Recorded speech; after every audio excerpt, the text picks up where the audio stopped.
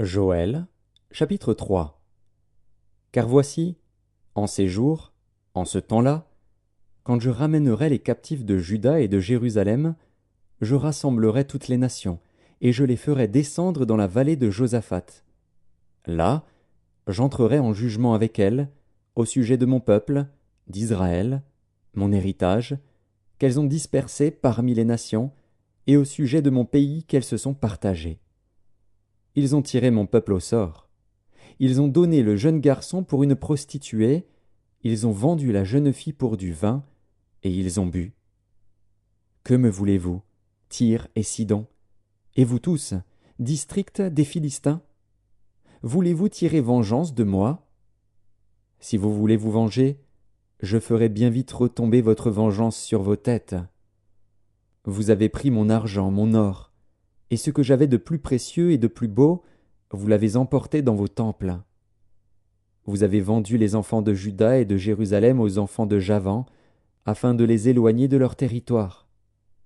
Voici, je les ferai revenir du lieu où vous les avez vendus, et je ferai retomber votre vengeance sur vos têtes. Je vendrai vos fils et vos filles aux enfants de Juda, et ils les vendront aux Sabéens, nation lointaine, car l'Éternel a parlé.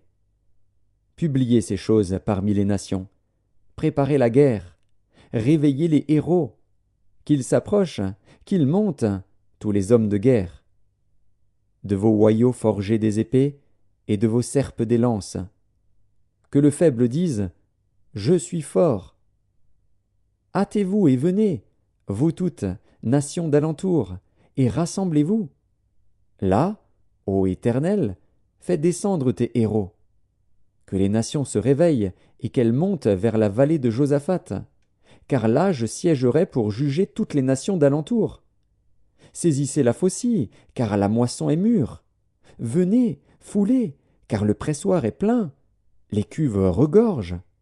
Car grande est leur méchanceté, c'est une multitude, dans la vallée du jugement. Car le jour de l'Éternel est proche, dans la vallée du jugement.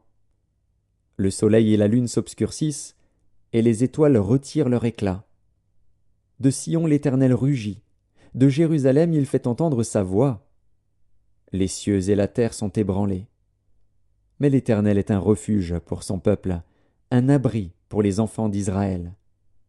Et vous saurez que je suis l'Éternel, votre Dieu, résidant à Sion, ma sainte montagne.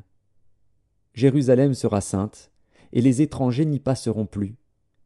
En ce temps-là, le moût ruissellera des montagnes, le lait coulera des collines, et il y aura de l'eau dans tous les torrents de Juda. Une source sortira aussi de la maison de l'Éternel, et arrosera la vallée de Sittim. L'Égypte sera dévastée, Édom sera réduit en désert, à cause des violences contre les enfants de Juda, dont ils ont répandu le sang innocent dans leur pays. Mais Juda sera toujours habité, et Jérusalem, de génération en génération. Je vengerai leur sang que je n'ai point encore vengé, et l'Éternel résidera dans Sion.